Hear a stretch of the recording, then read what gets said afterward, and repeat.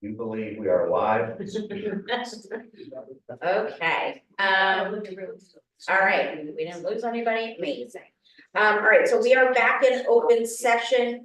Can I get a motion, gentlemen? Can I get a motion and a second, please? I'll make that motion. Thank you. All right, and Sue, you don't have to stay with us. You know, I think the talking is a problem for me today, so I think it's probably better for everyone. All right, just very quickly, in closed session, we reviewed the terms of a contract with CWA for the 3 employee bargaining units here at the commission that would cover the period July 1st, 2023 to June 30th, 2027. Contract has been, the terms of the contract have been ratified by all the bargaining units. That was December 6th. So we discussed the terms of the contract, the negotiation process, and are now asking the commission to authorize me to sign and enter into the agreements with the union for that time period. All right, any questions, comments? All in favor of authorizing the executive director to enter into the new agreements, say aye. Aye. Opposed? Abstentions? Yes, thank you very much. All right, that was the last item on the agenda. Any commissioners have any comments before we close? I'd like to make 2 comments. Yeah, I go don't want to hold people up, but I do wanted to throw in a couple of Turn your things. Oh, I'm sorry. A couple of thoughts in conclusion. About 9 years ago, I was very critical of the DEP when they withdrew from their map plan for Warden State Forest.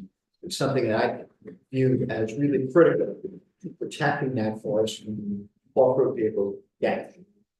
And it's been a controversy ever since, but I must today publicly thank and commend Commissioner LaTourette for what he did in turning that around, getting the map plan passed, and sticking with his promise that he would start implementation this year. And I think that's fantastic. I think it's a great advance forward in our struggle to try and deal with off-road vehicles. And I want to give credit where it's due. So thank you to the DEP for that.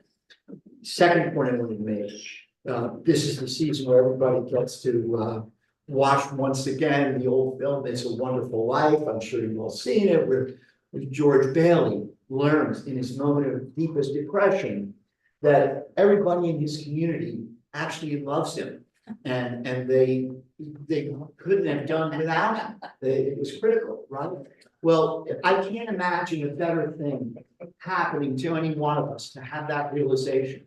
And I have to tell you all that our colleague, Jerry Eyrick, was given the benefit of that last night, where his community of Buna came out in force and for over an hour lauded him publicly for all of his many, and I learned a lot about this man. I've got to tell details from back when he was a youth, you know, tossing newspapers on a delivery route. Well, it's all based on what you told her. Well,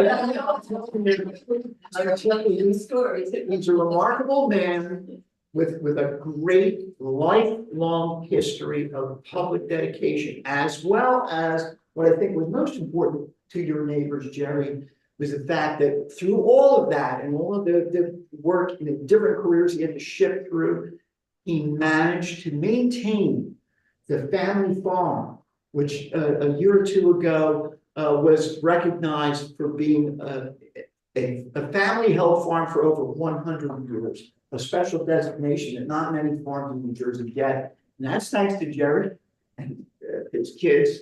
So anyway, Jerry Eyrick is our George Bailey.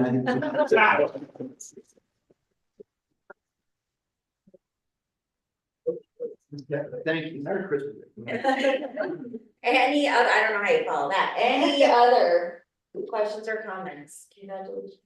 Say thank you, Mark. Thank you. All right, hearing that, can I get a motion and a second to adjourn? So moved. I'll second. All in favor? Aye. Aye. Abstention. All right, everyone have a great weekend.